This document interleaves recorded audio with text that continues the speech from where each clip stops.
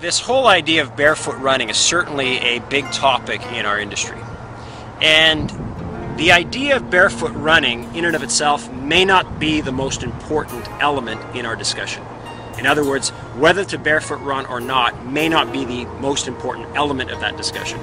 What may be more important is A, how we run, and B, how do we create a periodization model of stress so that we can graduate towards barefoot running slowly and systematically so we don't get injured.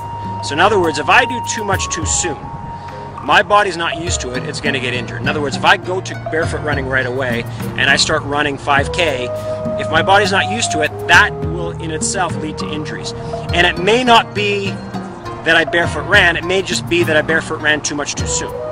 And so the discussion about barefoot running really is, can I introduce it properly, and can I sustain a steady graduation of increases in tolerance, so I'm increasing the volume or I'm increasing the exposure to running, such that my body can actually adapt properly. The first part is how we run. When we run with shoes, with a cushiony sole on a surface like concrete, a lot of times our body will choose to heel strike. And when it heel strikes, we have a negative angle into the ground. In other words, I'm putting the brakes on, so to speak. But if you've ever tried to run barefoot on a ground that is hard, whether it be cement or whether it be hard dirt, your body will actually choose a more efficient way to run. And instead of running on the heel and landing on the heel, you're actually going to land on the midfoot. And the reason why you land on the midfoot is because you don't put the brakes on. You're actually bringing that foot through. It's hitting the ground right underneath the pelvis, and then you can actually just fall forward in a field of gravity. So that is actually a much more effective way to run, is landing on the midfoot, because to land on my midfoot means that my foot is already underneath my pelvis by the time it comes through.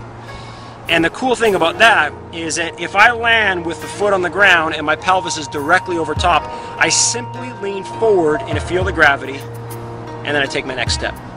So I'm using gravity to load me, and I'm just falling repeatedly in a field of gravity. It makes me very efficient, and my body can capture the energy very well. But if I heel strike, that means my foot has hit the ground before and it's landed in front of the pelvis. And if it lands in front of the pelvis, that means it's going to hit the ground, and the ground's going to push back at it, and it's going to approximate all the structures of the foot, and the ground reaction force is going to be higher and more percussive in nature. So there's going to be a rattling ground reaction force that enters my body. My body can't really treat that very well and very efficiently. So when we barefoot run, it's important to have and adopt the right technique, in that I'm landing on the midfoot. My foot is basically landing on the ground right underneath my pelvis, and I need to graduate the exposure of barefoot running so that my tissues, my structure, can tolerate the loads effectively, because to transition from a shoe to a non-shoe is something that's pretty abrupt for the body. So we want to make sure that the soft tissues, the nervous system, the cartilaginous structures in the body, and the foot itself can accommodate the ground reaction force necessary to survive and thrive barefoot running. But it takes some time for us to get back into that arena, that element of exposure or that element of loading. It takes some time for our bodies to adapt.